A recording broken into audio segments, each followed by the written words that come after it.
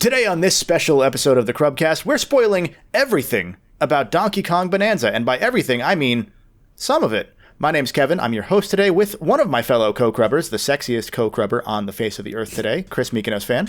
Kevin, you tell everyone that, but thank you. Hi. I don't tell my parents that. And we have a special guest today, honorary co-crubber Wayne. Wayne is boss. Hi, Wayne. They finally got me out of the floorboards. You were the one on the floorboards? I thought those were rats. We have a floor? Yeah. Well, they were at first. So, today we're going to talk about DK Bananza. We've all beaten the game. I think we've all just about done, maybe not everything in the game, but most of the post-game stuff. I've 100%ed it. So we're going to go over that. Fair warning for spoilers as far as, different levels or plot points or anything of that sort goes if you're concerned about that. And Wayne, since you're our special guest today, I'm going to ask Chris, what did you think about DK Bananza? What do you do? Oh, I thought it was fantastic. It's the first Donkey Kong game that has come out that I've been able to look forward to in my entire life, which was weird because I've never really cared about Donkey Kong. But I would say, despite having some tepid skepticism around maybe the direct and the footage before the release, I kind of just bid on it being like it's the new game for the Switch 2. Gotta have something to play on this damn thing. But fantastic for me. Probably my favorite game of the year so far, but also one of like 3 new games of the year I played. So there's not a lot of competition yet. This is Blueprint's Erasure. Wayne, what are your overall thoughts on DK now that you've put probably 30 hours into it? I absolutely love it, and I personally think it's one of the strongest outings Nintendo has put out in a while, with very few caveats. And I was ecstatic when I saw the trailer. I fell in love with DK's new design like the instant I saw it, and it felt like paying forward. I remember seeing the Super Mario Brothers movie and not really thinking much of it. Weirdly enough, the biggest takeaway that I got out of that movie was I kept getting excited anytime Donkey Kong stuff was happening on screen. And I was just like, oh, shoot. I guess I like Donkey Kong a lot more than I thought. I was going to ask if you're a big Donkey Kong fan or not before this or ever. I guess so. I feel like in recent years I've been kind of realizing how much of the old Donkey Kong stuff I actually really appreciate, between like the Donkey Kong Country games, DK64, which was a game that I had tried a lot as a kid, but I had always gotten like glimpses of. I still remember being over at a friend's house and they just had like the 64 set up on a TV downstairs, and I got to see like the final boss against K. Rool, and it was just like one of those things that just kind of like stays in your mind. Weirdly enough, I think the 2 things that have always stuck with me the most when it comes to Donkey Kong, and the things that always like left the most positive impression, were one's weird, and that was like I loved the music that was in the Donkey Kong stage for Smash on the 64, and okay. I loved the vibe of it so much that it just like sucked me in, and so it felt like later on getting to play Donkey Kong Country, that felt like the payoff to that, and I was just like, oh, that's what this is from. Here's an entire game of that vibe, and here's 2 more. I think the biggest one for me was being a kid, sick in bed, playing the hell out of Donkey Kong 94 on my Game Boy Color. I love that game. People don't talk about that one all that much, but that one's awesome. Sorry, that was a little more long-winded than I meant it to be. But No, don't apologize. You're the biggest Donkey Kong fan. We get it. I think I'm kind of in the same boat as both of you to some extent. I've never been a huge Donkey Kong guy. I never really got into the country games. I've tried a couple times here and there. I enjoyed Tropical Freeze more than the classics or Returns. I played a lot of Tropical Freeze because I had a Wii U, so I kind of had to play some Tropical Freeze. Yep. But I was a DK64 kid. Like, I had that when I was a kid. I really, really enjoyed that game. I never got very far because I never remembered where to find Lanky.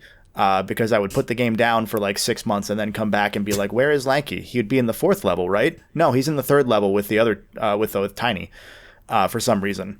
Oh, yeah. There's two in that one level, and it's weird, so it always threw me off, and I never knew where to go. But I enjoyed the hell out of that game, just for like the atmosphere it set up and whatnot. And coming into Bananza, I was kind of like you, Chris, a little not on the fence because I knew I was going to buy it. I knew I was going to record all of it and prep a video about it because it's a scrimblow, so I should do that, you know.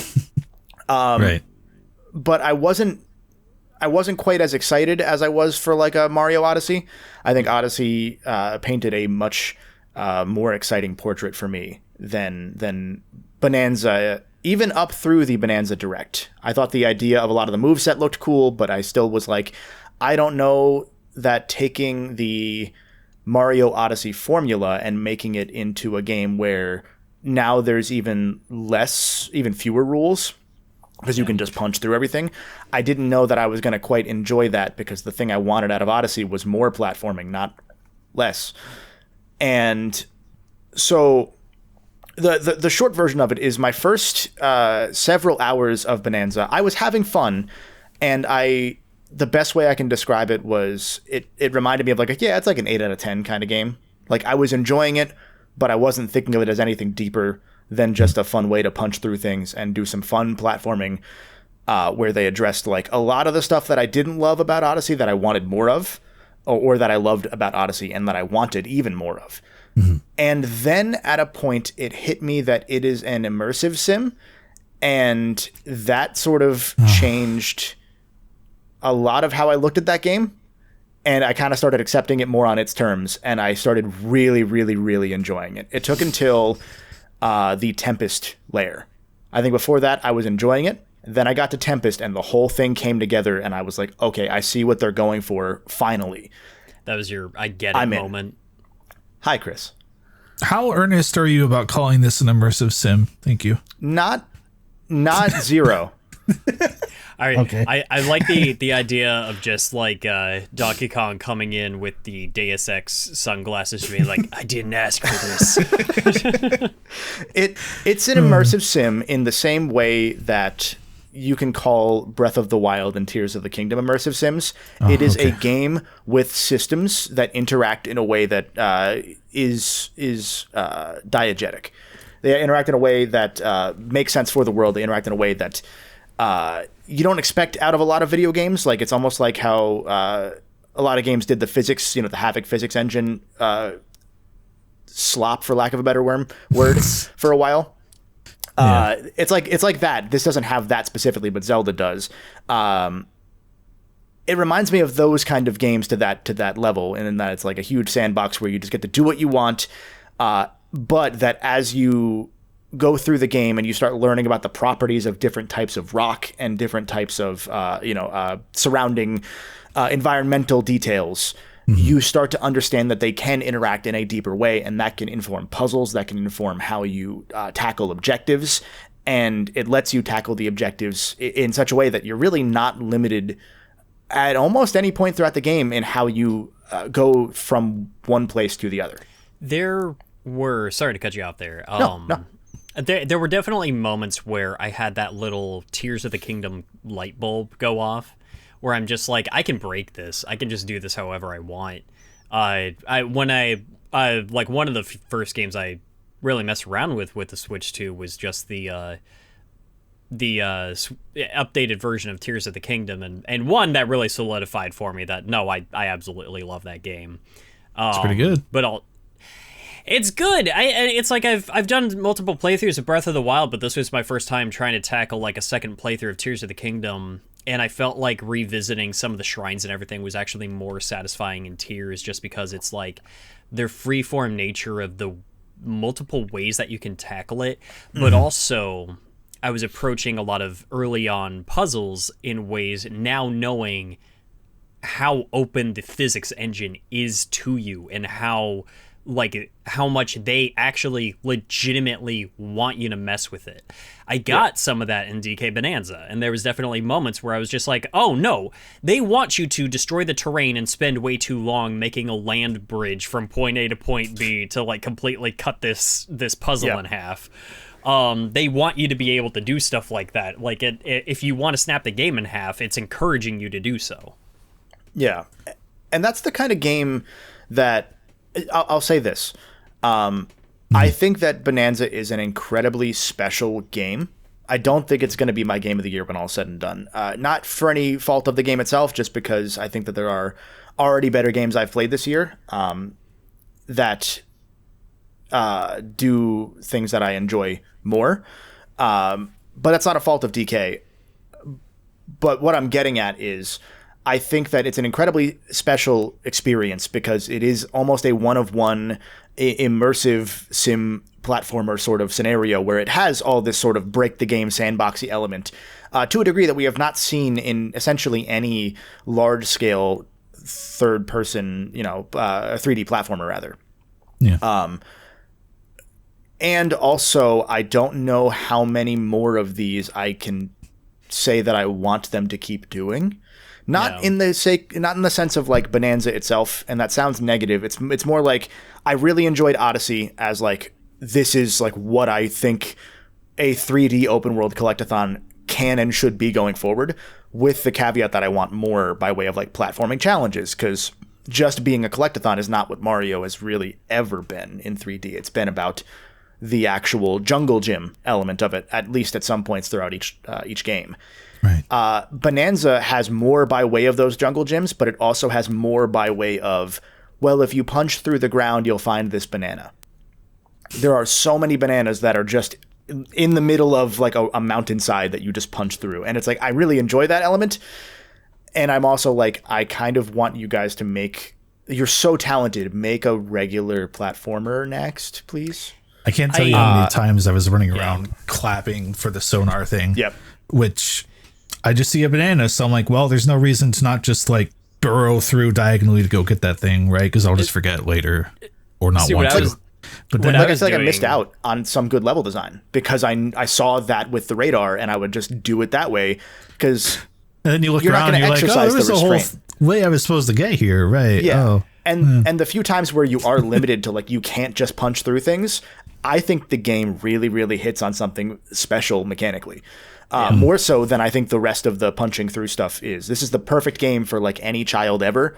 If you are like babysitting a child, give them this game, they will punch forever and they will never look at you again, which is incredible for that market. And that's who the main market is sometimes for these games, even though the Nintendo audience is mostly 30 or older.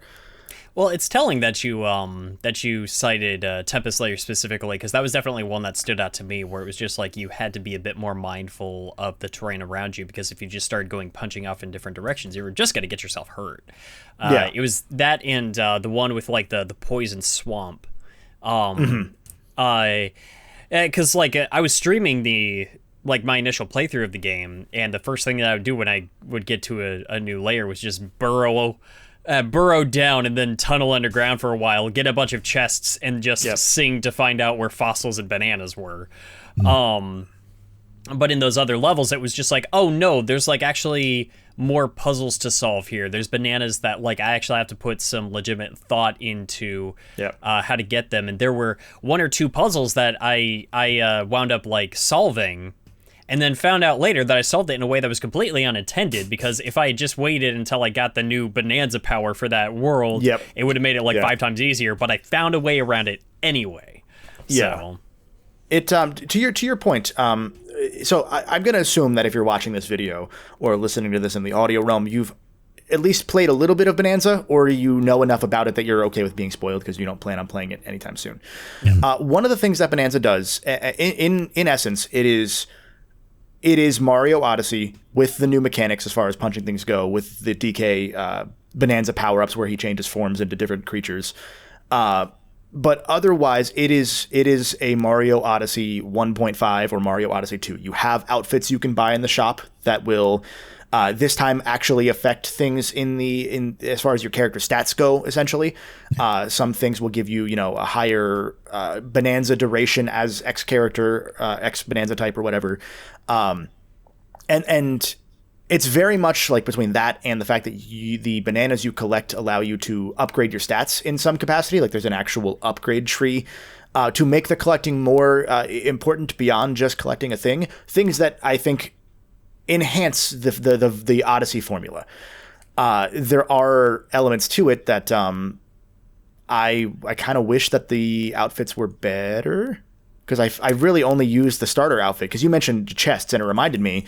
Yeah. There's the first tie you get in the game is a tie replacement that makes chests more likely to spawn. And if you're punching through the terrain, there's a random chance, a certain percentage, that you will run into a treasure chest that will either drop gold, which is, your currency, or it will drop temporary upgrade, like an extra heart refill or a Bananza refill, or maps to find the fossils, which are the other collectible in the game, which you use to buy things in the shops of each world, or you'll find a map for bananas. Because the fossils are your primary currency for outfits. Yes, yeah. And so what I found was my optimal strategy was, because I got that tie immediately, that is the first tie you can get in the game, I kept that on almost the entire game, because it just gives you a higher chance of finding chests that show you where either Banandium gems are, which are the main Power Star collectible, the banana, or where finding more fossils were. Because if you find a map, it shows you on the 3-dimensional Death Stranding map where your where each collectible is on each layer. And so immediately I had a dominant strategy in place of, well, I don't need to change outfits, because every outfit is only good for that world. Because you don't run into poison as often, you don't run into ice water, you don't run into lava nearly as often. And I felt that was a bit of a shortcoming, that I think that they could have brought those gimmicks back in other worlds or areas, such that I could then have a reason to mix and match my outfits beyond just changing what he looks like, which I did a lot in Odyssey, because I liked the outfits in Odyssey. You almost wish they just moved that to the skill tree. Sorry, Wayne, just to step over on you there, right? But I think that would have made a lot more sense if that was just a skill you could unlock and upgrade to like 10, 20%. Yeah, because I did not mess with outfits much. Yeah, because all of Pauline's outfits are just kind of increasing the Bananza meter for that specific character of the world, of the layer that you are in. Yeah. So there are multiple Bananza types. There's a Kong Bananza, for example, that just makes you stronger. There's an Ostrich Bananza that lets you fly. And in each of those corresponding worlds, the Pauline outfit will give you an extension of how long your Bananza lasts, which you also don't ever need. Because in the time that it takes you to run out of Bananza, you will have refilled your meter anyway, without fail. This game is just pure press button and enjoy it gameplay. And I know I'm sounding negative by giving you the critiques I had as I went through early. I'm kind of going chronologically with how I felt about it. It's true though, right? For what it is, it is just to turn your brain off and have a lot of fun game, up until a certain point in the game, and then I think it is like, oh, you're not supposed to engage with this like a regular platformer. And while there are those shortcomings, like those elements that could maybe have been more polished, given that this game was in development for like 8 years, despite that, I think that once you get to that point in the game where you're like, oh, okay, there is something more here, that's when I really, really think like, okay, don't play this like a platformer. Yeah. Or don't expect it to be a platformer. What point would you say that is, just out of curiosity? For me, it really was Tempest layer. Because so for those that there are, I think 17 layers in total over the course of the game. The thing that's weird about Bananza and how it does it is, if you're familiar with how Odyssey's level structure went, there was like the opening level that's like a teaser for what's to come. Then there's like the first real level, but it's kind of small. It does that. Then instead of taking you to the Toast Arena equivalent in Mario Odyssey, it takes you to an interlude level that is shorter. Then it takes you to another full level. Then it takes you to an interlude level where it's fun. You get to choose between 2 levels to go to next, followed by another interlude level after that one.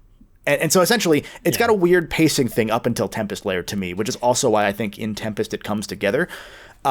Maybe like, if you're doing everything, maybe like 10 hours into the game, which is a lot for a platformer. But if you're just playing the game normally, like a regular human should, instead of doing everything per level, then, maybe only a few hours until it really hits. And the reason that Tempest hits is because, like you were saying, Wayne, the level before Tempest, one of the two, is the forest level, and the forest level has like Poison Swamp. And so that adjusts how you interact with the world, because you have to now think about what you're punching. In the Tempest layer, there is the way that the layers work is each layer has sub layers, so it's not just one Mario Odyssey level. It's like, here's one Mario Odyssey level, here's another one that you go down to after that, and here's a third one, or a fourth one, or a fifth one. So there's multiple mini levels that force you to engage with them separately, which I really enjoyed, because they each have a different vibe within a level, and you don't get tired of that. Yeah. In the second layer of the Tempest, the second sub-layer of Tempest, there is lava above you that is raining down onto you from above. And so you have to essentially carry a chunk of earth that you can pull out of the ground, because that's one of the mechanics, is you can just rip ground out and hold it. And you have to carry a chunk over your head so you don't get damage from lava hitting you. And it has to be rock. It can't be grass, because grass will melt in the lava. Yeah. And that interaction there is sort of where I was like, oh, they're starting to do more. It took a while to get started, and now they're starting to really hit on it, because there's using a chunk as like a grind rail sort of situation, which is a lot of fun. And they really start playing with like classic Donkey Kong tropes a lot more from that point on, in a new and novel way. Yeah, because they're kind of like teasing certain ideas fairly early on. Like, I feel like it doesn't take that long to get into your first level that's like, oh, here's all these mine carts everywhere. You've played Donkey Kong Country, you know mine carts, stuff like that. I mean, the very first layer that you're in, there's girders and construction sites everywhere. Yeah. Very reminiscent of the classic arcade game. So there's a lot that's like harkening back to stuff, but it's like later on in the game is where mechanically it really shines through. Like, hey, here's the legacy of not just Donkey Kong's like character and iconography. Here's the legacy of what Donkey Kong does and what he can do. And we're going to be messing with the barrels. We're going to be messing with carts and stuff like that. Bonus Bonus battle rooms, arena rooms. Like, it's stuff that like the moment I got to the first battle arena room. And again, I'm coming from a DK64 perspective first, because that's just what I had first. I know that, the country games had these as well. But seeing that first battle challenge barrel room, I just had a smile on my face. Like, there's that right level of hitting on nostalgia while modernizing it. Yeah. That I fell in love with that element. And it made me want to keep playing, despite the fact that I was like, I do want more out of this beyond just being... We hold Nintendo to a higher standard, is what it is. I expect a little more out of their games than just being fun a lot of the time, because they've shown time and again that they can go above and beyond. So that's why I felt almost a little disappointed in the first few levels. But I still felt that nostalgia hit. I still felt that love that this team, who did not... No one who was involved with this team made DK64 or any of the country games. Those games were entirely made in America or in the UK in case of Rare. This is the first Japanese-made Donkey Kong since '94. Sorry, Jungle Beat. You can't tell, though, that this team definitely grew up with those games. And that love and that reverence, I guess I didn't expect. Because you think of the Rare games and you think that they don't tend to do as well in Japan. No one in Japan really knows who Banjo and Kazooie are. Like the zeitgeist here is very different than what people engage with there. Because, during that era, you were playing PS1. You weren't playing N64 in Japan mostly. So for them to have shown so much love, and I guess this is the final spoiler warning in case you don't want, Endgame stuff spoiled. The fact that it then gets to the point of the big reveal that the thing that they're looking for is essentially King K. Rool buried for the last 30 years at the bottom of the earth is so goddamn incredible. I think I went through almost entirely unspoiled on that. I know I was telling you, Chris, as I played, that I was speculating that I think they might do it, but I wasn't sure.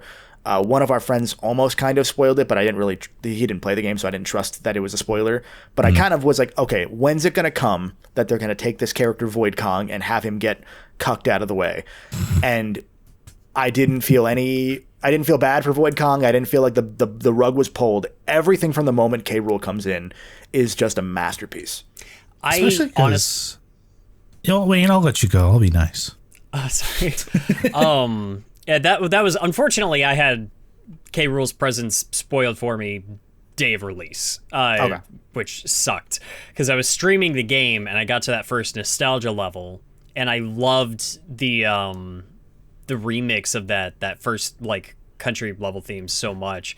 The DK swing, and I was just like, I just want to listen to that because I had to go over to a friend's house to take care of pets. So I was trying to find like that track, and no one had uploaded the soundtrack yet, but they uploaded K. Rool, and so just this thumbnail of King K. Rool right there, and I'm just like, well. Okay. I've been trying to protect my coworkers from this because they're taking forever to play through the game, and I'm like, you are going to get spoiled on stuff. And today I was working with somebody, and he was just like, I think I finally had it spoiled for me. And I was just like, yeah? What do you think he had spoiled? He's like, is K. Rool in this game? And I said, no. I said, there's a cool thing, but I lied to him. I was like, no, K. Rool's not in it. There's a really cool thing that makes people think they're gonna do K. Rool later, but K. Rool's not in it. Void Kong is the final boss. That's so good. I lied to his fucking face. So before we jump to you, because I want to. No, you're good. I want to hear what you said, Chris. But before you do, the thing that hit me, knowing that I had a feeling it was coming, and then having it maybe kind of spoiled, but again, I had kind of thrown that out of mind, is when you get to that level and you just see this big like circular bubble, which is just K. Rool's stomach, like, and his heart beating up and down as he's been trapped by this Banandium gem for the last, essentially since DK64. They start showing that off pretty early on too, like with the posters that Void Kong is like slapping everywhere. Yeah, his weird nasty Nork posters. Yeah. But seeing that, I was like, oh, that is actually, they're doing it. And I was just so giddy during the Void Kong fight that I didn't even care that the frame rate dropped during that fight. It's pretty bad. What were you going to say, Chris? I was going to say two things. One is that I think it felt really good that it is a long game, so there was a lot of time to build and then conclude everything with Void Kong. And Poppy and Grumpy, those two kind of felt like they'd had a full arc by that point, so kicking him out felt really good. I would also say that I know K. Rool from Smash and like memes of the Donkey Kong Country cartoon. Like, I don't know K. Rool, but that last hour and a half got me probably just as giddy as a K. Rool fan would be. You know what I mean? Like, it was just so well executed. It felt like anything anyone could have asked for from anything about this. Like, every part of it just felt so great that I'm like, well, I guess I get why people like K. Rool so much. And if I didn't, this would still be cool as hell. I think you said to me when we were talking about it right after we both rolled credits, you were like, I don't think any K. Rool fans can ever say shit again because that was just pure fan service for 2 hours. And it is so true. Yeah. Essentially, from the point that, for anyone who hasn't played, from the point that K. Rool shows up, he bitch slaps Void Kong out of existence, more or less. The other two, Grumpy and Poppy, to your point, Chris, they have a full character arc, and I didn't realize how much I appreciated that it was only those two the entire game. Because I guess I wasn't paying a lot of attention because I knew when the game came out I was going to play it. So I kind of just like, I'm not going to watch it. I don't care. When it comes out, I'll play it. I assumed there were going to be like 4, or like the deadly 6 of Kongs that aren't that are part of Void Company. Like so when there were only 2, I was surprised. But go away, Oh, especially since they kind of make you like them early on too, where it's just like, oh, you beat them, and then they're just sitting there being like, all right, you won. Go skedaddle. We'll catch up with you later, sort of thing. Yeah. Kevin called it the Yamcha hole the second time he beat Cranky Kong, and he's just sitting there in his little Yamcha crater, and I was like, I can't not love him now. That's stupid. Yeah. And one thing I want to say, I'm going to cut my own thought off here, is the boss fights were another thing that I'm not disappointed with, but I'm intrigued by because they make you. I don't have a way that doesn't sound like they make you feel like Spider-Man. They make you feel the power of Donkey Kong in those boss fights because, yes, throughout the entire game, you're punching through all this terrain, so you feel strong. But when you go through those boss fights, most of them, I think only one of them besides K. Rool lasted me more than 30 seconds. And it lasted me 90 seconds. Was that the Feast Layer sludge boss one? Maybe. Weird. The one where you throw salt on the slug. Yeah, whatever that thing was. Yeah. That one I think went quick, except for the rematch that's in the new game, the challenge mode stuff, or post game stuff. There's I forget which one it was that took me a while, but it wasn't like it only took me a while because you had to wait between layers or between rounds. Like there was it was the bat where it's just like you beat part of the bat and then it like it pisses off. That one, because like that's also Tempest Layer, which I liked about it. So when I played Tempest Layer, I jumped down into the arena immediately. Yeah. So I fought the boss immediately, and I'm like, oh shit, I just went completely out of sync. And then you fight him 2 or 3 more times, all for short amounts of time. But I really enjoyed that they built that. Sorry, there's a loud car over nearby. Donkey Kong driving by. There was it wasn't him as much because each of those rounds lasted like 20 seconds, even the final one.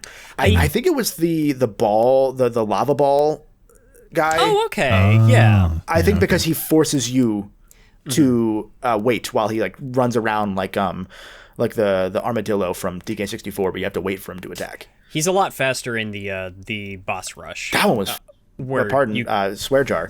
That one was insane. All of the new boss fights I think were really, really fun, and they kind of reminded me of like Kirby post-game boss fights in that they were just slight modifiers, but they added so much. Anyway, point is that all the boss fights go very quickly because you're so strong as DK, and because you always have the Bananza abilities that you can also swap between once you enter Bananza mode at any point. So you can just completely break any fight within about 10 seconds if you just go into, DK Bananza mode, where you are just stronger and Super Saiyan 3 and just punching through everything. What I was going to say for those that haven't played the game, that maybe haven't watched the clips of the K. Rool section onward, is you think the game's about to end, and then you feel there's a little bit of anticlimactic fight going on because you take down Void Kong. K. Rool shows up. He then says, "I'll see you at the center of the earth, bitch," and jumps down even deeper to another layer, which reveals to you that every enemy you have fought has been a Kremling in some way. So cool. It's so cool. Like every enemy in the game so far, every type of enemy has a Kremling variant. Yeah. So like the bats are actually like I think the bats are the bees, the hornets, or the hornets are the, I forget the order, but yeah. The bats are the neckies, the vultures. Yes, that's what it was. They were not used often. The main enemy that's behind me right here, the Crocodile, they make you think, oh, they're making fun of the Kremlings right away, because you fight this guy and then there's a skeleton crocodile inside, and you're like, well, if it was going to be a Kremling, it would be a Kremling. So obviously that's, they're just kind of poking fun at K. Rool. And then you get to the final area where there's a giant statue of K. Rool also, and inside each of these crocoids is now a Kremling who's alive and makes the Kremling noises from all the games. They make the stupid noise. And again, there's so much love for those games and for the entirety of the series, which is such an interesting thing to see, because DK might be the most Western developed Nintendo franchise that I can think of, as far as the main, like Metroid's up there, obviously. I was gonna say Metroid Prime specifically. Yeah, but even then, that had a lot more input from like Miyamoto. From the jump, said make this a Metroid game and then make it first person, and had all this input on the series. And at the same time, there were still Metroid games being made in Japan. Most of the Donkey Kong games made in Japan were like Donkey Konga or Jungle Beat, which, to be fair, Jungle Beat is what led to Mario Galaxy directly. So that's a very crucial game in Nintendo's history. Yeah. But it was like, Mario versus Donkey Kong was, I think, made in Japan. DK King of Swing was like all these spin-offs that you really didn't play unless you had a Game Boy. So for this team to have grown up on these games so clearly, especially in an era where I think we're starting to realize that Nintendo is feeling a little more corporate at its upper hierarchy, to see this pure passion project of love made by regular gamers who are fans of this series, and seeing a series that takes inspiration from non-Nintendo properties. Because there were so many elements that I felt were, I can't pinpoint them off the top of my head, that I felt were coming from a place of love for other platformers, other games outside of the Nintendo sphere, which you don't see in a Nintendo property. It felt like the sort of thing, like that last 2 hours when K. Rool comes in and he just takes over, feels like somebody pitching an awesome idea that Nintendo would never do. Yeah. And honestly, it's like that last gauntlet. Oh my God. The fact that they bring back like the minecart theme, like from Donkey Kong Country, in this like really like dark, and like that's something that I appreciate about this game as a whole, and I started appreciating early on. I really like when platformers slow down in between stuff, and they're very atmospheric. I think the immersive sim thing is not a bad take. It's actually why I love the original Jak and Daxter as much as I do. Is I like it when a platformer is just like, hey, just sit here in this setting and just be for a bit and just like take in the atmosphere of where you are, sort of thing. And Donkey Kong Country, like on the Super Nintendo, atmosphere is such a big part of that game. And so to have these smaller layers, like the second layer in is a very like calm, like peaceful layer in comparison to the layer you were just on. Getting you down to the layer where things start splitting off, and like even the music is starting to reflect that there might be something a little bit more going on here, and like there actually is this sense of suspense or an actual threat in the air. That fight with Void Kong where you're like jumping between layers back and forth. Can I spill out for just a second? Yeah. Because I feel like he's going to get lost in the shuffle very easily, deservedly so. But I like Void Kong. I enjoyed him. I'm glad he's not the end-all be-all antagonist of the game, but I actually thought that he served his part very well. Yeah. I think I would have wanted. I think I would have wanted a little more out of him, because he's very Ratchet and Clank Tachyon coded. He's a big floating guy with a diaper sort of thing going on, where it's like he's meant to be cucked by somebody else. That is the point of that character, except in Ratchet's case, Tachyon wasn't. But that specific sequence where you get through the two split layers, you go down to the junction, I think was the name of that layer. At the junction, you get down to the junction and you see Void Kong, and then you have to chase him through several layers to go back and fight him amongst the people that you've interacted with, or the Tectones that you've the little rock guys that you've interacted with. I thought was such a cool way of engaging in that fight.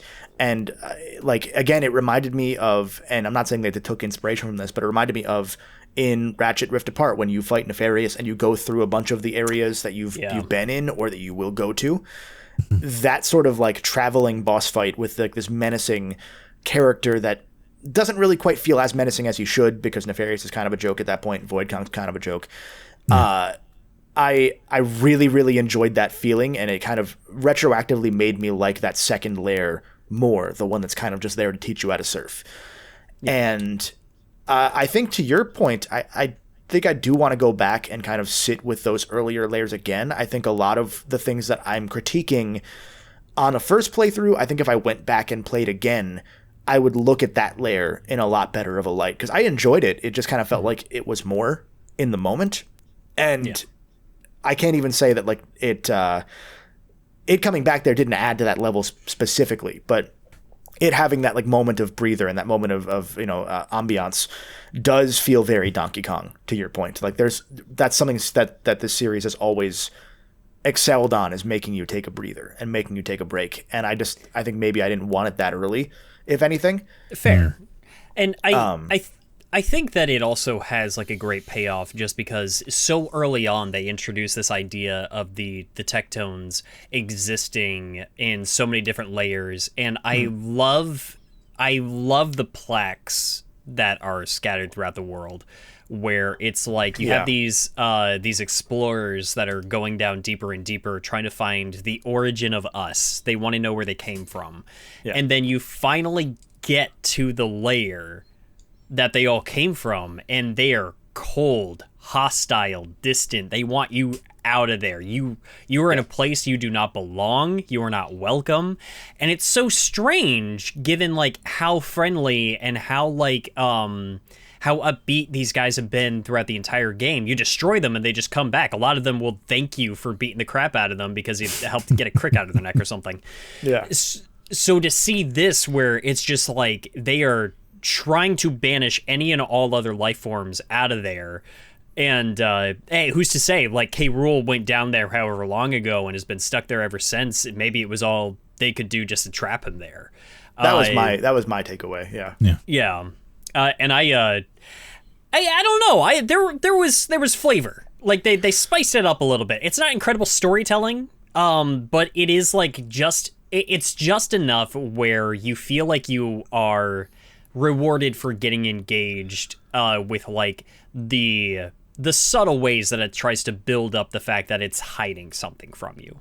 Yeah, and to that end, there's the Pauline element as well, where I think that's one of the better I think it's a very surface level story, obviously, but I think it's very well told. They made Pauline very charming, and for as confused as I was early on by the fact that the third level, the one that was in a lot of the trailers, the canyon layer, that layer has, I think, 11 different little houses you can build. Like, you can just pay. So once you get to the second layer, that little interlude one, you start seeing these tectones that can build for you. And they're very, like, again, not to go back to like a Ratchet and Clank or a Spyro, they make you pay them constantly to build things. And that is the entire game, is just like, if you want a game that has cynical capitalism like an old Ratchet and Clank game, DK is for you.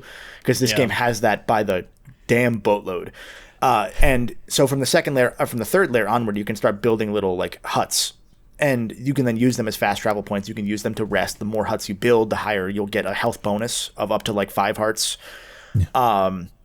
And each time you sleep in one of these cots, Pauline will kind of do like a fade to black, like, oh, TK, are you up? And then thinking out loud, like a kid, you know, like, and I think those are really charming moments. I think that it was a good test for full voice acting for Nintendo characters.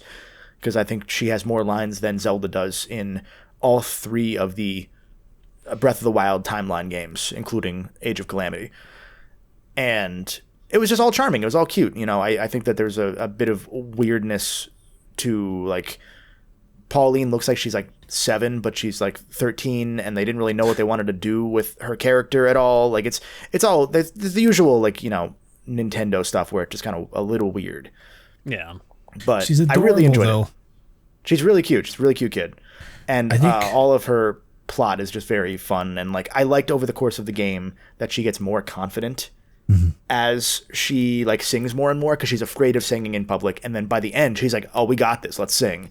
And I really like that. Sorry, Chris. Go ahead. Oh, you're good. It's a very simple story, like we said, very charming. I think it maybe seems a little obvious to say since we're in the era now of the Mario movie universe, right? But it does feel very cinematic, the whole game from start to finish. I really like the element of just burrowing down into the earth. And I think those pauses in between just really help. You know, 25 hours not feel like 25 hours, but then by the time you get to that like cinematic climax with K. Rool, just by the end of it, I don't know. Haven't had many games elicit this kind of cool feeling in me where it's like I feel like I just watched a movie. I definitely played a video game, and I'm not trying to like the art forms together in any stupid way. It's just genuinely like that felt like a really good animated movie I watched that I'd like walk away from the theater and be like, man, that's all I'm thinking about today. It's just how cool that was, how I felt like in that on the screen, like in the experience. I haven't gotten that from a lot of Nintendo games, right? I think Odyssey's ending kind of got me there a little bit, you know what I mean? But, and you know, like Tears of the Kingdom, but generally they're video games, you know. It was very interesting to have that from a Donkey Kong game, especially. I was just, it's like an intangible quality. I can't particularly articulate it very well. There's a lot about that with DK. There's a lot that I can't fully describe. Like, I can talk about the things I critique and that I don't like about it. I think, like, again, another example I haven't mentioned, the camera is not good. The camera is bad in this game. And it's not only just bad, it's also, it forces auto camera adjust on you by default. I forget if that's a setting you can disable. But by default, it's on. And I know people were getting actually motion sick by the camera trying to correct against them fighting it. Because there's no way to make a good camera in a game where you are punching through the terrain. There is no good solution for that. And I understand that. Also, it's not good. I do think that there were moments where the game was very wise with how it utilized its mechanics in order to further connect you with the story. One in particular that comes to mind is your Bananza powers are tied to you and Pauline performing a song together, and that is where the strength of the Bananza comes from. There's a section where you lose Pauline, and suddenly you can't use those anymore. It's such a small thing, but it makes you take Pauline's inclusion seriously. You start to miss her little anecdotes. You start to miss her presence there. When you're able to look at it and be like, oh, I see why. I know why they're doing this. I'm walking right into what they're setting up for me here because it's working. And it's very transparent. You know what they're doing, but it's effective. And and it's like again, it just makes you. It doesn't even make you appreciate Pauline. It makes you realize you appreciate Pauline. They figured out how to do the flood situation, but without having to be flood. Yeah. Dude, I wish I felt anything like that when Flood was taken away. And that the bit I was getting at too to close out that thought was I can say the things I critique of the game. It takes so much more forethought and planning to say the things that I appreciate about the game that I don't think that I am able to convey in this format. Beyond, I really, really enjoyed the game, and it's a very special game, which is, again, all surface level stuff that you would hear on the back of the box for any Nintendo game. But this time I mean it, and I don't say that about a lot of Nintendo games that they're special. I say they're really good, they're great, they're magnificent. This one is more special than it is great, and I think that's the most interesting thing to me. While also still being great. Yeah. It feels special to me in the way that Metroid Dread felt special, where it felt like the delivery of something you felt like you were never going to get. And it's like something that feels safe but unexpected. It's, I don't know. It's like when you look back on it, you're like, this isn't really outside of the realm of what Nintendo would do. A lot of how like Bananza's reveals and structures and everything are all handled is essentially just Twilight Princess. Void Kong is just Zant. And then Ganondorf coming back in right at the end to give you a 2-hour gauntlet to before a 3-phase boss fight is just how K. Rool is handled. It's just Twilight Princess again. You know, you're not wrong. Yeah. You're not wrong. Okay. Yeah. I mean, to be fair, in that version, it's like if Twilight Princess ended with Ganondorf flooding Hyrule, because that's where Bananza goes at the end. Right down to Zant taking you through visions of previous areas that you've been in during his boss fight. Yeah, it's that's Twilight a really Princess. interesting. I never thought about that point. It's interesting, and I'll give some more Endgame spoilery stuff for those that haven't, because we've been kind of hitting on it as we go.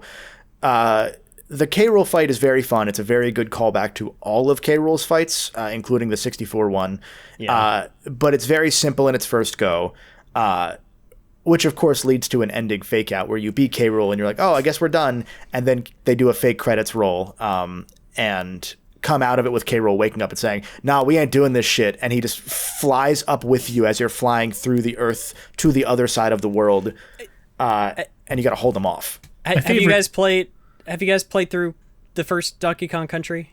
No. I know of what you're referring to, yeah. The credits fake out is from Donkey Kong Country 1. Yeah. And so when I got to that point in the stream, Gangplank Galleon starts playing and the credits are rolling and it's just everything's in a K and it's everybody's it's all the Kremlings. I'm just screaming at the camera. It's like, I know this trick. We're not done yet. Yeah. Because while I was so happy, because while I had K. Rool's presence spoiled for me, I thought he was going to show up at the end and then we were going to have a second phase of the fight where it was just him. Yeah. I was not expecting it to go on for as long as it did, for it to be such a love letter to everything. And that credits fake out, I think, is like my favorite part of the entire game. That felt like love, and like getting such a good remix of Gangplank Galleon, going into such a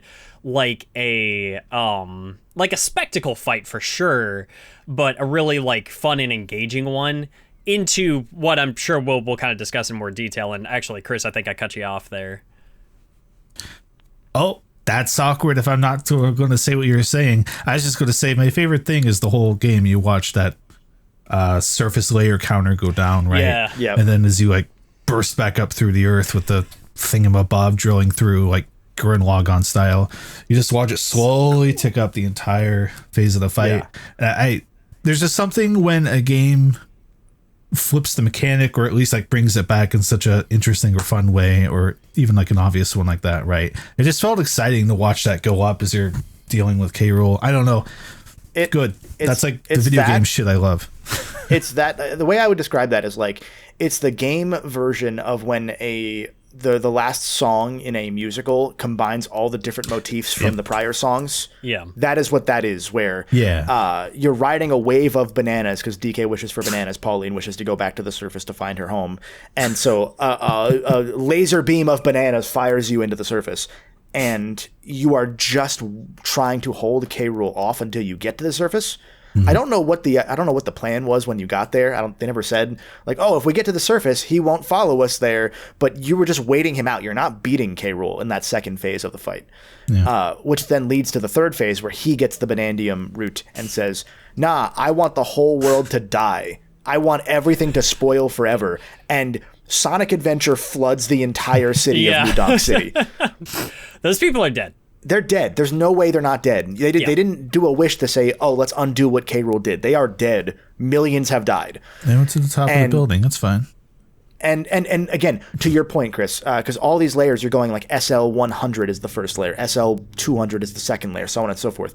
Yeah. The first thing they do when you get to that final sequence of you climbing New Donk City to get to the top of City Hall to fight K. Rool one last time, it is like New Donk City 25 meters. And it's like that's the thing they've been holding off the whole game on, is like they're doing the classic DK scaling system for levels for you to get there. Oh, huh. It's great. I hadn't even put that together. That's great. They specifically waited to do 25, 50, 75 to that exact moment. So good.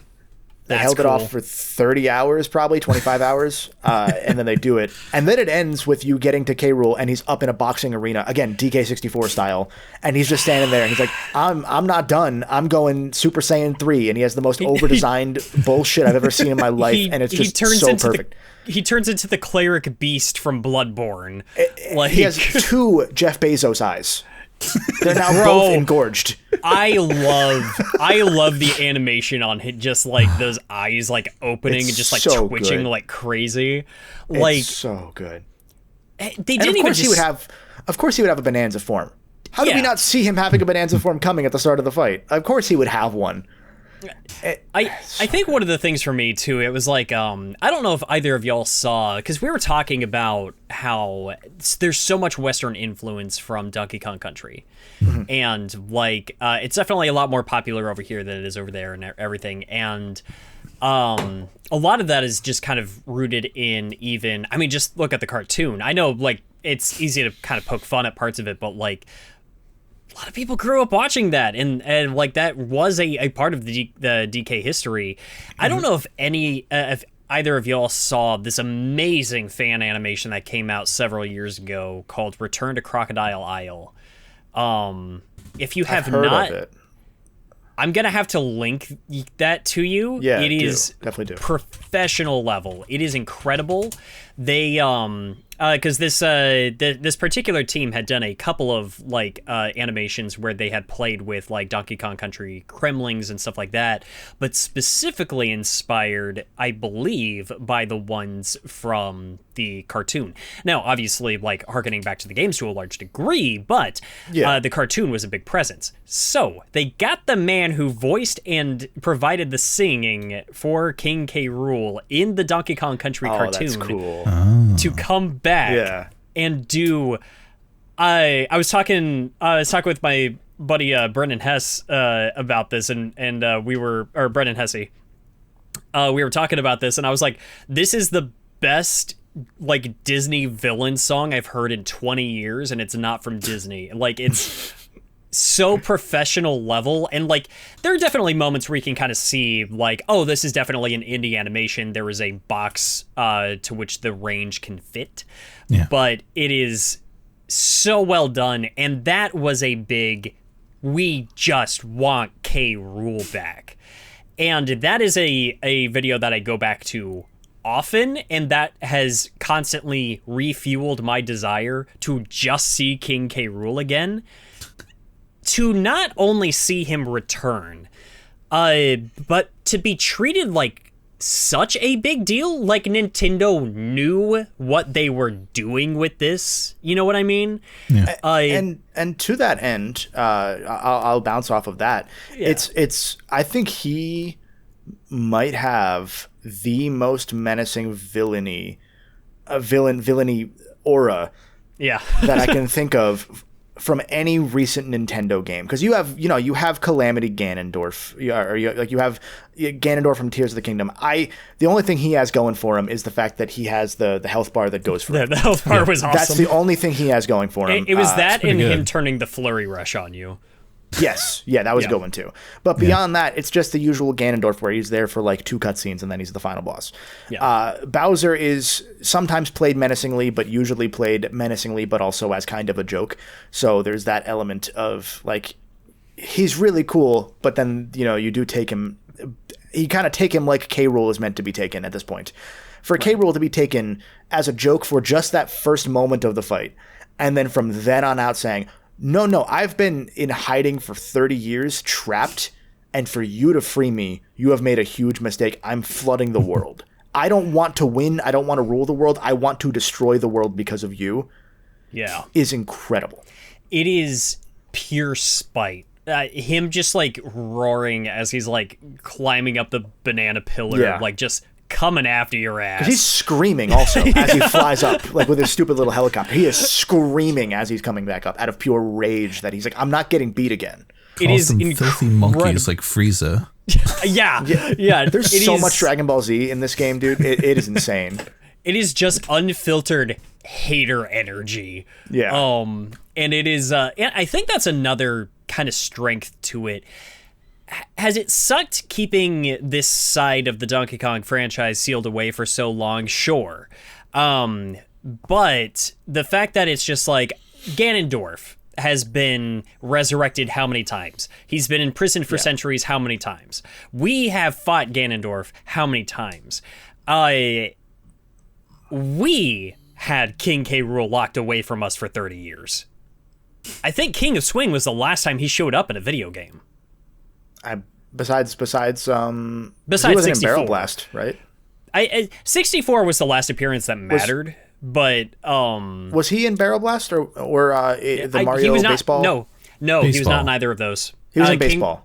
Kremlings were in baseball. I don't know that he was. He was not. He was in some sports game on GameCube. But they reference them a couple times. But like to your point, it's been 20 years. Most Nintendo fans, I can't even say most because we know Nintendo fans are older than we like to think they are. A lot of Nintendo fans have never seen K. Rool in his prime. And this is his prime now. Like that. I mean, to that point, like I hadn't seen him in his prime, and I'm like the exact age demo of Nintendo fans. I was born just too late to have a Super Nintendo, so I didn't consume those games in their heyday. And because I grew up in that era, although I did play 2D games, I grew up in that era of player that struggled to connect with 2D games. Yeah. Again, not me myself, but like the people that started with 3D games, unless they had a Game Boy, there is a known thing that a lot of, especially like American and like non-Japanese gamers that didn't necessarily have a Game Boy, struggled to understand 2D controls because they grew up on 3D. To the point, one of our co-crubbers, Nico, is famously struggles with 2D games because he didn't play them as a kid. Yeah. Now he can do it now, obviously, but there was a point where he struggled to understand, like, okay, but I don't really get it without the Z-axis. Just like how our parents maybe couldn't really play games once you got to the second, the L2 and R2 buttons, because that's too many buttons. There's 2 analog sticks. It's the inverse of that. Working at a used game store, I definitely see a lot of reactions that different generations have to different variations of video games, and you'd be surprised how many people in our generation, they're just like, oh, I never liked when Mario started doing the 3D stuff. It started confusing me, and I just wanted to be back in the normal thing. For people who it's just something you pick up every once in a while. Gaming is not like an active hobby for them. There's really only so much you can blame the layman for not getting like super invested into that. Yeah. But hard swing if you don't know where you're going. I have a question. Yes, go ahead. The Disney thing reminded me at the very end, after all the K. Rool stuff, I just needed to know that I wasn't the only one. They kind of have we can get our wish granted conversation between Pauline and Donkey Kong. Yeah. And Pauline's like, oh, DK, this is how I can sing.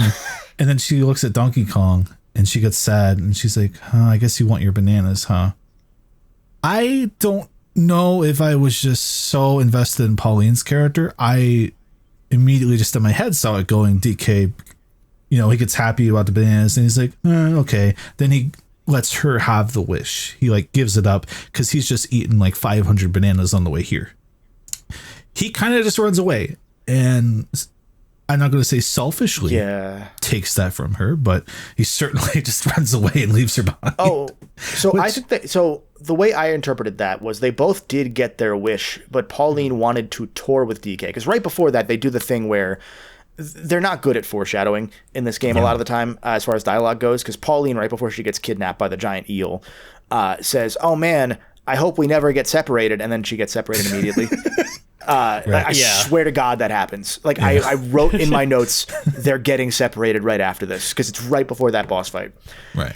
Subsequently, right before the final save point, I called them pillow talks in my notes. You can't call it that with Pauline and DK. But you can't. You know what I mean? Like it's not a good way. It's got a good name, but they don't give it a name for like these conversations, and it's just a pitch black screen of Pauline talking to you. It's camping chatter. Oh, campfire chat. That's a better one. I'm going to write that down later because I literally I've been trying for like a month now to think of a better phrase than like that. In, I couldn't think of one because it's messed up. Like in Xenoblade 3. Yeah, like a party chat situation. It'd be better if they had them sitting around a campfire, honestly. Anyway, I think they both get their wish. It's just that Pauline says right before that, "Oh man, I'm so excited to perform. Will you be part of my band, DK? We can perform around the city together." And then DK says yes, and then she looks over at him enjoying the idea of bananas, ignoring the fact that he just gets infinite bananas forever now anyway. He could just bring them with him and eat bananas on the road. So then it's like, "Oh, you should go enjoy yourself, DK. I'm going to let you go," and split us up. And it was a little contrived. It was a little like trying to force a sad ending. Did you finish the post-game stuff, Chris? No, I've only done the first rehearsal. I haven't gotten back around to it. I think I've only done the first 2 rehearsals. I haven't. Okay, so I'm the only, I have finished. I mean, I did everything, but I also finished the bonus stuff. It's okay. It's very formulaic, which is weird considering that the game was not formulaic and to a fault. In my prior critiques, it was that they kept kind of cutting in with interludes. Yeah. I don't want to spoil things for either of you, so I won't continue that thought. I don't care if Chris doesn't. Yeah, I'm not concerned about it. Yeah, at this point. Yeah, go for it. I'm gonna do it one way or the other. So it's just you're hoping for them to end it with the they performed together, jump up superstar styled in New Donk, like a cutscene. And instead, as you get, Pauline does all these 5 things, and she's like learning how to different parts of flow. Like one person teaches her how to like breath control for singing for longer and stuff. It's really cute in terms of like putting that much focus on the music of it. Yeah. I really like that this game is very musically entwined because DK is also very musically entwined. And so again, great follow up to that, both Odyssey and the Donkey Kong franchise. Yeah. But then when you get to the end, she's like, "Oh, I think I finally know what I want to do." And she just starts humming the Donkey Kong theme. And that's because the Donkey Kong theme is a motif in some of the like ending themes of the game, like that last song that they do in the credits. Sure. Spoilers, they just play the credits again. They don't. I'm gonna be honest, that's about what I would have expected. They play the credits again, and then there's a picture of Pauline. It's a drawn picture of Pauline performing in front of the city, and I was like, "Oh, come on, guys! You were right there. Just give us the DK rocking out on the drums or whatever. Like you're right there." And like instead of it being the exact same credits again, only now Pauline's on your back as you go through the credits. Animation thing. Is it the same drawing that the normal game ends with after the credits, where it's her with the guitar like from behind her and there's like people in front of her? Because if so, they just recycle that. I think it's now. I have to look now. I'm pretty sure it's a different one because she's in her Pauline outfit.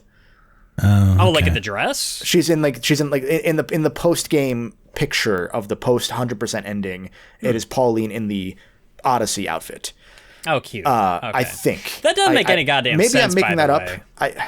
I can look it up now. You guys. Why is the place called New Donk City before Donkey Kong gets there? So That's a question. I'm going to posit this question to you both while I look up to make sure I'm not crazy. Yeah. Do you think this is a prequel or a sequel if you had to pick? And you can't say it's not just an alternate universe retelling. I don't think it's an alternate universe retelling. I think Nintendo doesn't care. I think fair. I think that there is not an answer because Nintendo isn't interested in looking that far into it. If we should have learned anything from Tears of the Kingdom, it's that Nintendo doesn't give a shit. And honestly, that's to Tears of the Kingdom's credit as far as I'm concerned, because Breath of the Wild started getting into a confusing mess where I didn't think that it was benefiting from trying to force itself into fitting from the Zelda timeline anymore. Tears of the Kingdom decided to stop trying, and I thought it was better for it. I get that. I said somewhere, I said to somebody recently, I was talking to a buddy, I was like, yeah, that's the game where Tears made me finally consume the Zelda games in the way that they clearly want us to, which is to not think about the deeper levels of things. I used to enjoy doing the timelining stuff, not as if it's not the timeline, I hate it. Yeah. Just because I liked digging into the implications. I liked looking at the lore and saying, oh, that's a connection to that in my head. Yeah. And then they retconned their own game in the game that retconned / replaced the timeline structure. And I'm like, you know what? I'm good. I'm done. I don't care. I still think that the timeline stuff for Zelda is fun in pockets. I would love to get into it in a different discussion where it's better suited, but I personally think that Ocarina of Time, specifically in its final boss fight, is 10 times better when you're looking at it from a timeline sense and how it affects the games that released before it and what it's doing in that moment. I would love to get into that another day. I'll loop it back around to Donkey Kong and Donkey Kong. And say, I think they care, but I think they are just very, very aware of clamping things down too tight. That's fair. Because I look at stuff like the lady outfit and the Pauline outfit. Pauline in Odyssey mentioning that she got abducted by apes once, and this kind of building from that. I think they care, and I think there is a lot of love internally for these things, but I think it's just ultimately sacrificed at the whim of being able to do whatever at any time, which is unfortunate for people like us three, it seems, where it's just, I don't know. Does it make a lot of sense that the Majora are connected to the Twilight? I don't know, but I think it's cool. I like it. Yeah, there's just stuff like that where, it's neat in that case. And in this case, I'm of the opinion that people assumed Odyssey was going to be a prequel. I think it's a sequel, if you were going to pick one, because Odyssey, the city in Odyssey seems a lot bigger. The city in Bananza, the new Donk in Bananza seems a lot bigger than the new Donk in Odyssey. Also, they would not have a city named K. Rool Street if K. Rool flooded the entire city. You're not going to have a Bin Laden Avenue in New York City. That was the first thing I said to you. I was like, okay, I think it's a sequel, but why would you do that? Well, it's also they kind of leave you just enough flavor text, because in one of those campfire talks, she's saying she's talking about her grandma. Yes. And we know Nintendo speak at this point. You can kind of, with the presence of Cranky Kong and him directly referencing being the original Donkey Kong, him directly referencing that, and even talking about dealing with plumbers in the past and stuff like that, you're just you can easily assume that this is just this is a new generation of Pauline, and they just have different generations of Paulines. For some reason, all named Pauline. Yeah. Why is the mayor's daughter running around barefoot in tattered clothes throughout the city that her mom or grandmother runs? Great question. We'll never get an answer to that. But, I said to Chris at one point, I was like, yeah, it's really concerning if because she's the mayor's daughter most likely, which means that either that city has really, really bad welfare situations going on, that they just have the mayor's daughter so poor that she's running around barefoot, or she's just a weird kid that runs around barefoot in a city full of heroin needles on the floor. Which you could even if you wanted to try to take things too seriously and you really wanted to dig into it, you got a rebellious kid whose mom runs a city, and she's gonna break the rules and run around and just be exploring the underbelly of the city while her mom's busy at the office, that sort of thing. There are conclusions. There are conclusions Haruka you also can sings, reach. Shut up. So it's just okay. Sorry, Wayne. No, yeah, we just went a little sidebar. There are conclusions that you can reach. It's like Chris, you and I were pillow talking. It's fine. Yeah, Wayne, just hit your asleep. Me and Kevin will talk some more about this. I don't know who Haru is. We'll just fade the screen to black right here, and Chris and I will just whisper sweet nothings to each other. Okay. You'll have to explain the Haruka thing to me later. So you think I'm the sexiest Crubber, huh, Kevin? Oh, okay. The kid in Yakuza is also you said running around the underbelly of the city, and I was like, oh, Haruka Yakuza, who also becomes a professional singer later in the series. Yeah, gets abducted. Yeah, there is precedent though. In Mario Kart World, did you guys see like the thing that somebody made about that, where they were just like, you've got like the higher end, cleaner parts of the city that you can explore in Mario Kart World, and then you get to the more like impoverished sides of it. Like there's more trash littered everywhere. There's like graffiti and like the place looks a lot more run down, and so they are canonizing like a classist system in the Mario universe. I didn't catch that. The only I had similar, because I posted a picture of like I used the photo mode, which is the only way photo mode should ever be used in games, which was for a shit post. I took a picture of King Boo in the King Boo like really rich car, laughing and pointing at a shy guy sleeping on a sleeping on a bus station bench, and I was like, King Boo eats the homeless. like there's a homeless problem in Crown City, or whatever the name of that city is. There was another great meme that I saw that was connected directly to Bananza. That was like the all of the concerned residents being like, oh man, we had so many Banandium gems, and that nasty Void Kong came and took them all, and it's the flirting versus harassment, where it's just like, oh, Void Kong, you can't take all our bananas. Here, DK, here's all of our bananas. Yep. It's also a little weird that you just have DK eating rocks. Yeah, I think they made some sort of like there's a passageway on one of those like notes or something somewhere that's just like that tries to explain that it's like it's a rock, yes, but it's like infused with some sort of like it's actually edible, and it's this really weird material. I don't know. It's like salt, probably, I guess. Yeah, it's just rock salt. But yeah, so to circle back to my thing, I mentioned that the final ending thing. No. We're all this is how Crub works. Don't worry. There is a different picture at the ending of the true ending. I saw that. That's cute. Yeah, it's a very cute little thing. I liked that they did that at least, but I was really expecting for them to hype up the post game stuff to the degree that they did as soon as the game ends. I thought they were going to do something similar to Odyssey having the Mario 64 Mushroom Kingdom area. Even if you could just explore the same New Donk City from Odyssey, maybe I'm expecting too much, but it's Nintendo. They usually go above and beyond. Can you imagine if you got an outfit and it was just the low poly DK64 model? Oh, like the classic with like the different head. That'd be perfect. It'd be great. Right. It's like I don't want them to like 1-to-1 everything from Odyssey, but that one, it did feel like a little bit of a mess. I'm not gonna lie. And I said to you at one point, Chris, I looked through the level once you were done. I looked through the levels with you, and I was like, isn't it weird that like most of these levels have a 1-to-1 analog in terms of the structure of Odyssey to the structure of Bananza? Like there's a couple places where they divert, but right around the exact same point in both games, you get the resort level. Right around the tropes they go through. Tempest is right around the exact same point in the game, given it's much bigger, but that's the level where you fight the Skyrim dragon in Odyssey. Like it's the same point in both games. It's just that they changed the pacing of each level a little bit, in that they learned from Odyssey having too many levels that were just one fight. Admittedly, I actually need to go back and play Odyssey again. I don't think I've played that game since launch. I haven't either. Besides going back for the free update. I bought that game and I played it on launch day and I finished it on launch day, and I think I messed around with getting a couple of moons after that, but like I was locked the hell in for that one day and then I was done. That's like I rolled credits.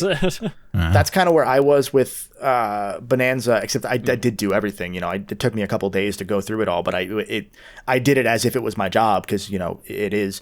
So I beat it in like 3 or 4 days, and then I 100%ed it. Like I think I had 35 total hours in on it, and that was just my work day. Was fortunate enough to play DK for a bunch. which was not what I did with Odyssey because I wasn't, I had just started YouTube at that point. So this was like a hobby, but I did go through and I did everything in Odyssey the same way. And I think Odyssey took a little longer. Yeah. But I think the end game I think I enjoyed DK more overall, even if I know that a lot of it was stuff that was repetitive from Odyssey, for lack of a better term, or not transformative compared to Odyssey. Yeah, it's like I like Tears more than I like Breath of the Wild, Same. but Breath of the Wild means more. That's kind of what these two are. At the risk of speaking from recency bias, I think I definitely enjoy Bananza more than Odyssey, and that's not to talk down Odyssey. I remember Odyssey fondly. I'm not exactly Mario's strongest soldier. I haven't played through every game. I've never completed Galaxy. These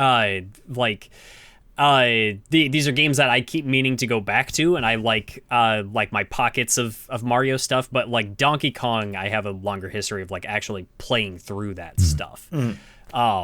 But I think I also was just like, a good finale goes a really long way for me for a game like that, and DK's got one of the best Nintendo's put out. Yeah, and I'll say, I think I enjoy most of the Grandmaster Galaxy level that DK has as much as I did the Odyssey one.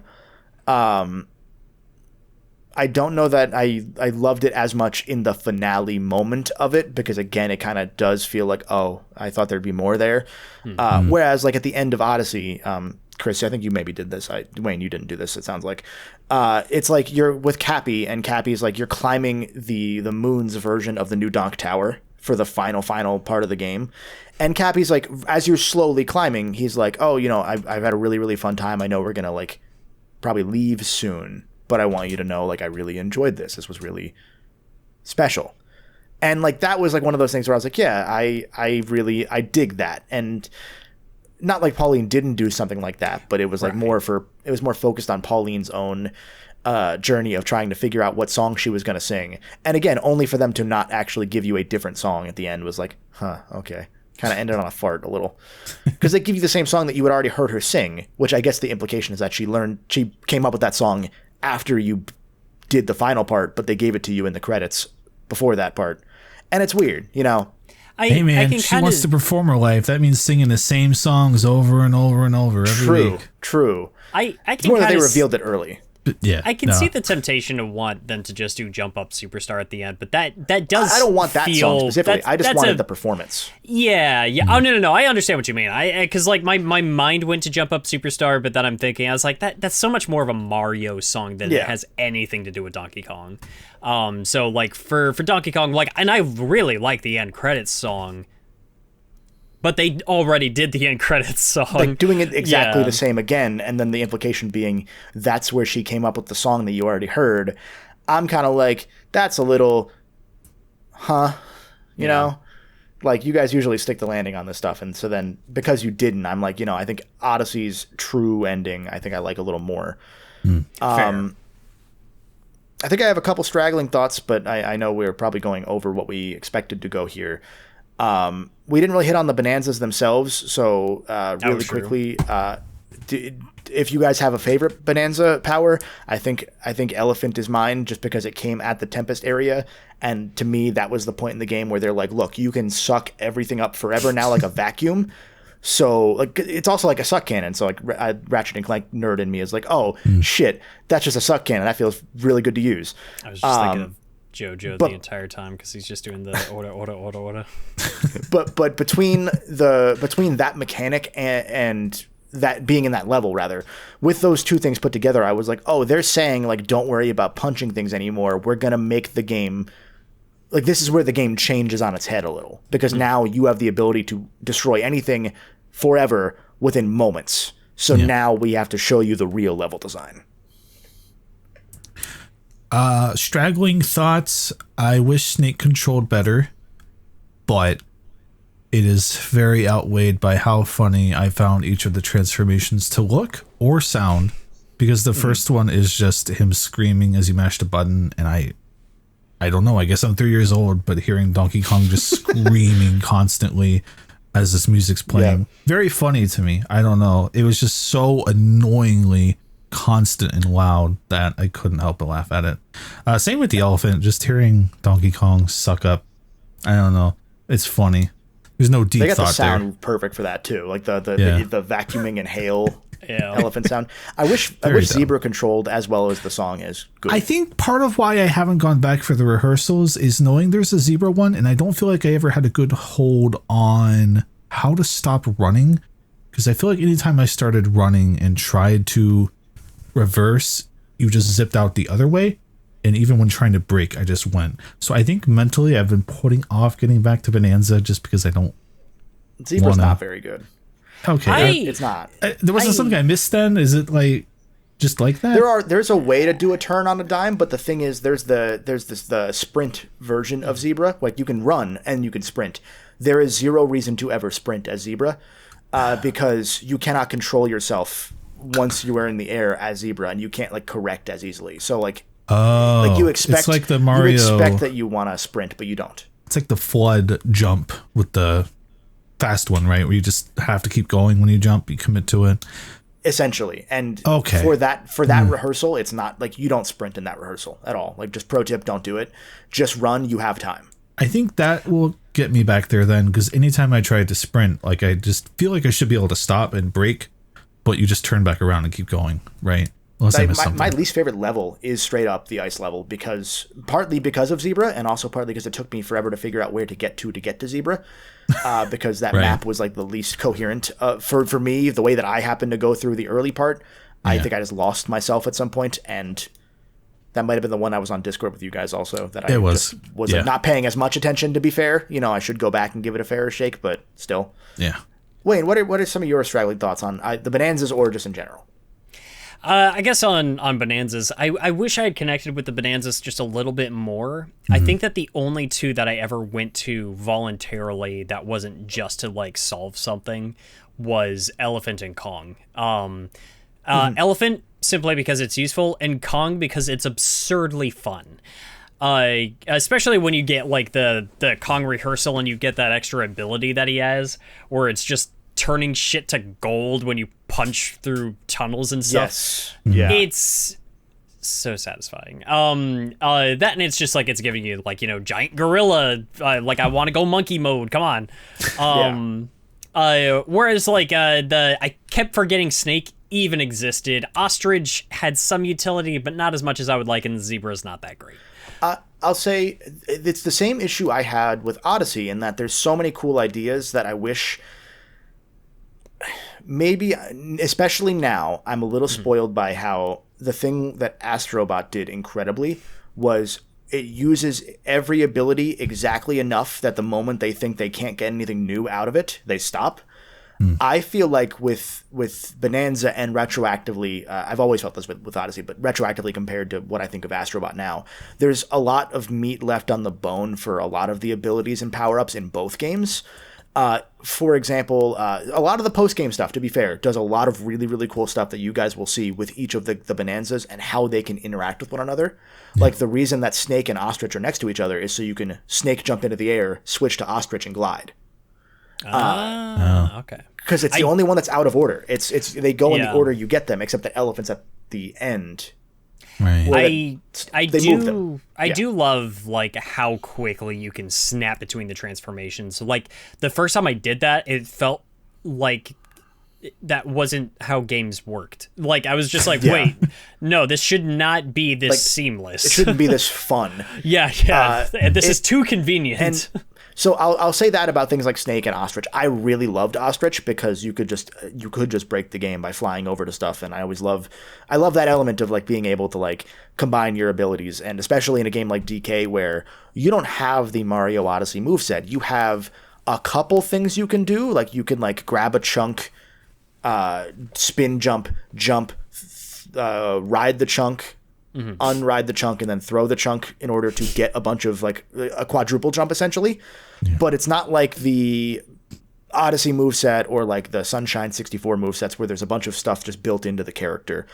And the Bananzas make up for that in that you can mix and match and combine those abilities. But again, compared to a thing like how Astrobot did not leave any meat on the bone for any of the powers besides like maybe the mouse power.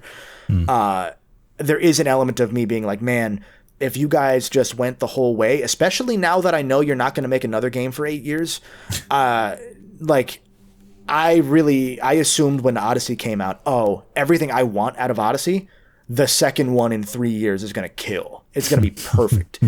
And then 8 years passed and we got DK, which is not Mario Odyssey 2. And I'm happy with that. Yeah. But I know there's not going to be a Bananza 2 anytime soon, if ever. Yeah. And so all of these mechanics are not going to be used to their fullest potential because they're never, most likely, based on history, they're not going to come back. And so that's the stuff that disappoints me compared to like I left a game like Astrobot feeling they used everything they could the exact amount of times. So now the next game I need them to do something new because they nailed it.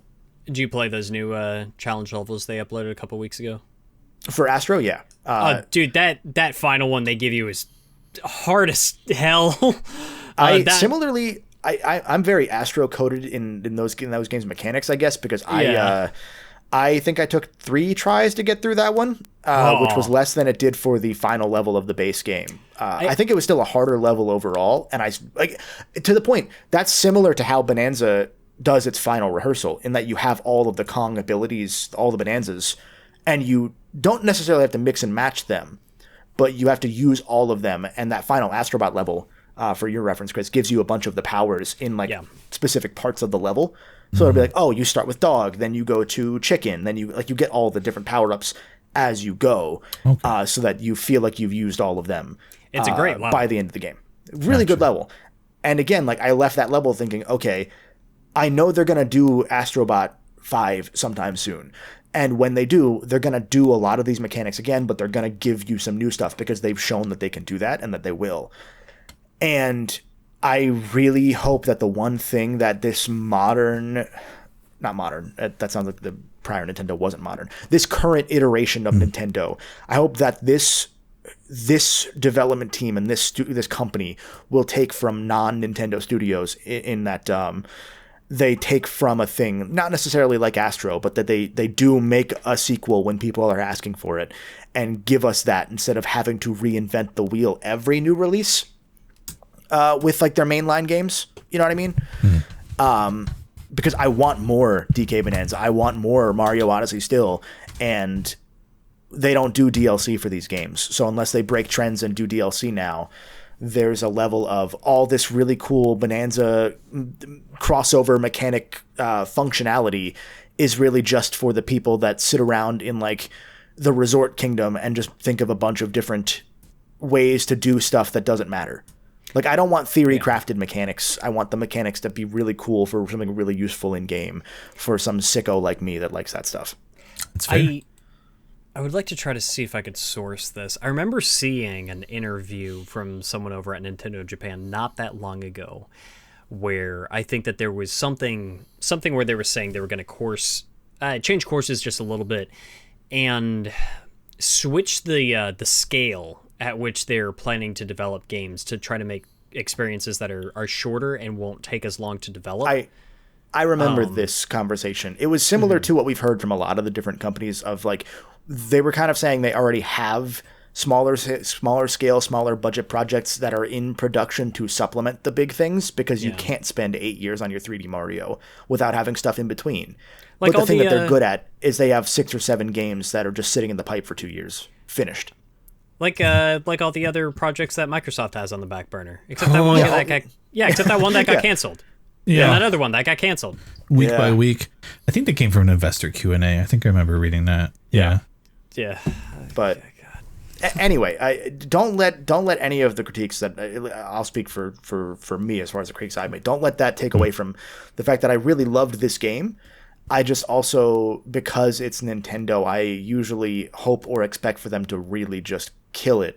And I think I'm now, with this game specifically, I was spoiled with a game like Astrobot that gave me that Nintendo feeling and did it to my completion. Because this game is pure fun, but like you said earlier, there is kind of a higher expectation with Nintendo. And I think when you play enough games, you kind of look out for where they can really just nail something and drive it in, right? And go like, okay, I'm looking for the moment I know only Nintendo can give me throughout this game. Yep. And you get the glimpses, right? Like we talked about. There's some kind of like Tears of the Kingdom-y kind of moments in some of the challenge platforming areas where I'm like, I can just punch through the walls that are going endlessly through this thing to get over there and get this banana because I can kind of see something over there, right? You get those moments, but by and large, it feels like it's built on the fun of punching, which is very fun and very good somehow, even after like 25 hours. But you are looking for this to go a little past, here is something fun, into here is a carefully devised thing that will make you feel like a genius for getting through it. And there wasn't as much of that as I think you and I would have hoped for, at least Kevin. More than Odyssey had. Yeah. Because that's the thing, is like those individual like breakout levels, the I'm going to call them Zelda shrines. Those that existed in Odyssey were very much like there might be one moon and one hidden moon, but they were both kind of on the critical path. In DK, all of them have 3 to 5, and usually 1 or 2 of the middle ones are hidden somewhere, and not always in the same spot, not always in the same way. Like that's the exact thing I wanted out of an Odyssey 2. It's just also been 8 years. So now I kind of wanted Odyssey 3 by this point. It's been almost a decade since a mainline 3D Mario. Yeah, I mean, by the time the next one comes out, it'll be pretty close. Jesus. Just to get behind all the comments that have already been made, we're not going to count Bowser's Fury, because why not? Bowser's Fury was a really cool thing that I enjoyed, that gave me a good glimpse at what I maybe wanted the next one to be, and then it's been 5 years. That's not a full mainline Mario game. That's an extra that they tacked onto a remaster. Yeah. That is I like Shadow more than I like Bowser's Fury. Dude, Shadow Generations is awesome. That's a fair take. Good game. Game slaps. Yeah. It's a very good game. Anyway, as we wrap up, I'm sure there's other things that we will have realized as soon as we stop recording that we will have wanted to say, and we could go on for literally another 2 hours about this game because there's so much to talk about. It's a 30-hour platformer, and with that comes so many cool moments and revelations and whatnot. But I think we've hit on 90% of the meat that we're going to hit on. So we will probably call it here unless there's any final thoughts. There should have been a Kremling Bananza. I don't care if it's like Mario taking over Bowser in Odyssey. I wanted to see Kremling Kong. If they're not cowards, DLC with that and the stuff that we asked for. You have to infiltrate K. Rool's new secret base, bro. Make it like Persona, where you take over K. Rool himself and then you do Persona 3 within his body. I don't like the idea anymore. I'm good. I personally loved the experience of Donkey Kong Bananza. There is a part of me that really wants to, maybe towards the end of the year, once I've had some time away from it and I've gotten some other projects done, I would like to start a new playthrough and try it again. Like I said, the finale had a very large impact on me for a long list of reasons, and it's incredibly possible that could be clouding my judgment on what I thought of the game as a lump sum. And it would be nice to kind of go back and experience the game one more time, just kind of like taking in what do I really appreciate about the game on its own merits outside of just the way that it ends, and actually like take the game in. It's again, it sounds like a strange comparison, but there's some part of me that's just like, there are little bits and pieces here that feel like they're bringing back a little bit of that charm that I got from that first Jak and Daxter game that I never got from another platformer. And I don't think that's unintentional. I don't know that Jak is specifically something that they took from inspiration from. But like Chris, you pointed out, the planning director for this game came in halfway through the production of this game, and his most recent game credit had been Final Fantasy XV's multiplayer DLC. Yeah.